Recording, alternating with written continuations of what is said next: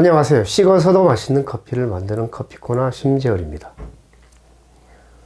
지난번 더치커피 1편에 이어 더치커피 2편을 진행하겠습니다. 이렇게 매일 커피를 마시면서 좋은 커피를 얼마나 경제적으로 마실 수 있느냐, 이건 모든 사람들의 관심사입니다. 싸고 질 좋은 커피는 사실 없습니다. 싼 커피를 먹다 보면은 질이 낮고 건강치 않은 커피를 대부분 드시게 되는데, 질이 좋으면서 맛있고 건강한 커피를 마시기를 원한다면은 이런 더치커피를 직접 만들어 드시면 좋습니다.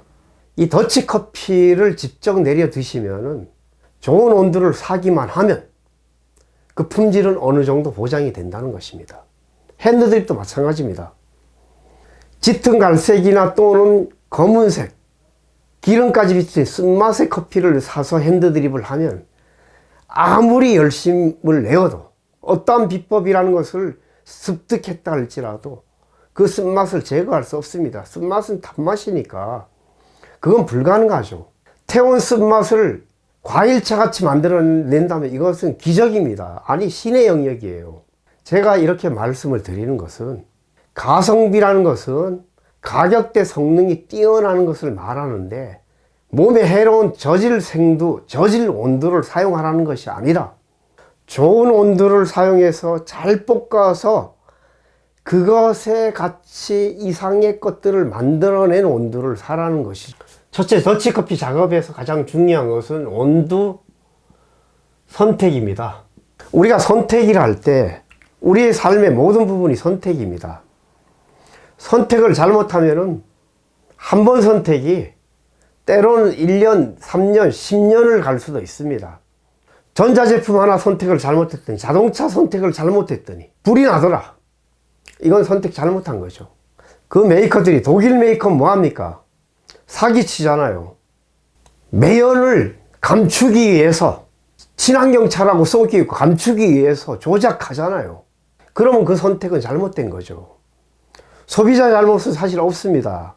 그건 사기꾼들의 잘못인데 결국은 사기꾼들을 처벌을 못하고 소비자가 당하니까 안타까운 것이라는 거죠. 실제 커피도 그렇습니다. 지금 이태리 업체들이나 다국적 기업들, 캡슐 커피든지 아메리카노에 로부스타, 저질 로부스타 블렌딩에 엄청난 양을 쓰잖아요. 소비자들은 압니까? 왜 커피를 검게 태우는데? 가죽 향미, 다이어트한 향미, 심지어 담배 쩔은 향까지 나니까 태워서 쓴맛으로 바꿔버리는 것이에요. 거기다 로스팅이 안 되면 스페셜티 커피나 아주 과일맛 나는 생두 자체도 온도로 쓴맛 나고 구수하고 쓴맛 나고 탁하게 볶아버리면은 이 온도는 선택할 만한 가치가 없는 걸 선택하는 것입니다. 제 온도를 주문해 드신 분들이 저에게 연락이 와요.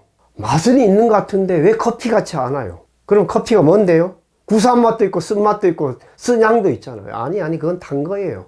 그거는 커피가 아니고 다 태운 저질 먹거리를 세뇌되고 길들여진 것들을 얘기하는 겁니다. 너무 연하고 때로는 풀네온 같기도 하고 나무네온 같기도 하고, 그렇지만 상큼하고 깨끗하다는 것이에요. 식물성의 향과 맛을 느껴보지 못한 분들이 이러한 온도를 접하니까 전혀 다른 세계니까 본인의 몇 년, 수십 년 된 기억을 가지고 이걸 평가를 하려고 하니 혼란스러운 것이죠. 이 온도는 재료가 과일입니다. 깨끗함, 상큼함, 단맛, 식어서까지도 입에 거친 맛들이 괴롭히지 않고 답답하지 않고 쓴맛이 올라오지 않는 이러한 온도를 선택하면 아주 좋은 더치커피를 내릴 수 있는 50점 이상은 벌써 점수를 따놓은 것입니다. 기본을 잘 지키는 사람들은 벌써 7, 80점의 점수를 얻은 것이에요. 그러면 이런 온도는 어떤 온도인가? 하나를 깨물어 먹어보세요.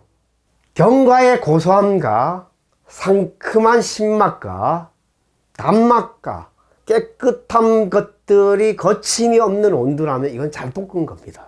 벌써 입이 답답해 쓴맛이나 뱉어버리고 싶어. 그거는 아무리 더치커피를 내려도 맛없습니다. 그러면 온도의 선택, 될 수 있으면 연한 갈색이면 좋다. 조금 짙은 갈색에 가까운 것이라 할지라도 쓴맛이 느껴지지 않게끔 볶아진 것까지는 그나마 괜찮습니다. 쓴맛 없어야 됩니다. 탄맛입니다. 덧치는 찬물로 내리니 제가 조금 완화해서 온도 선택을 조금 더 볶아진 것도 허용합시다. 그렇지만 쓴맛이 나는 온도 깨물어 먹어보고 핸드밀로 슥슥 갈리는, 좀 드륵드륵하게 갈리긴 하겠죠. 벌써 세포가 다 타버렸으면은 그건 안 선택하는 게 좋습니다. 연한 갈색, 또 내려서 아주 짙은 갈색까지 가지 않는 온도면 좋습니다. 자, 이러한 온도를 선택했다면 그 다음에 두 번째, 물을 사용해야 되는데 더치커피는 대부분이 물이잖아요. 그러면은 이렇게 물을 98% 이상이 물입니다. 그러면 이 물이 98.5에서 99%까지 물이에요. 물이 진짜 좋아야지. 간혹 콜드브루나 더치커피를 파는 업체들이 식약청에 적발되는 경우가 있는데, 이 물을 두 가지 이유가 있습니다. 첫째, 이 온도가 생두가 저질일 때 균들이 함유된, 곰팡이 독소나 균이 감염된 생두를 사용한 커피는 볶아서 타도 이 균들은 남아 있습니다. 특히 곰팡이 독소는요. 두 번째, 물 사용에서 물의 품질이 안 좋은, 박테리아 감염되거나 질이 낮은 것들이면 균이나 독성의 문제가 발생합니다.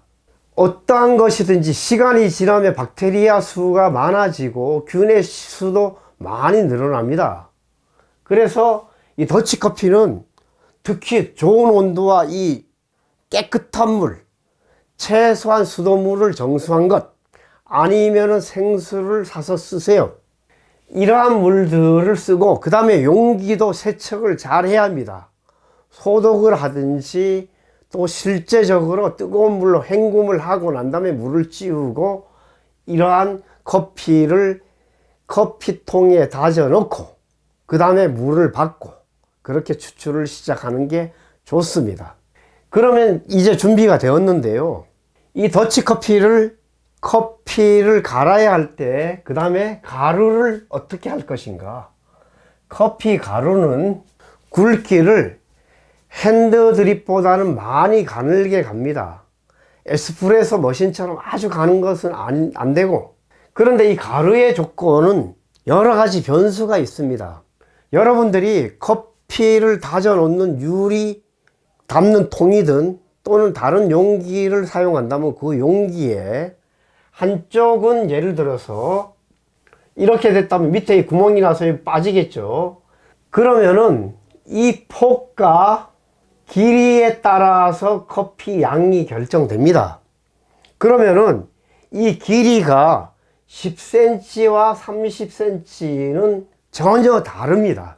만약에 10cm 짜리의 통을 쓴다면 가루가 조금 더 가늘어도 괜찮겠죠. 단 길이가 길어질수록 물이 투과되는 시간이 오래 걸리기 때문에 가루의 굵기도 거기에 따라서 달라집니다.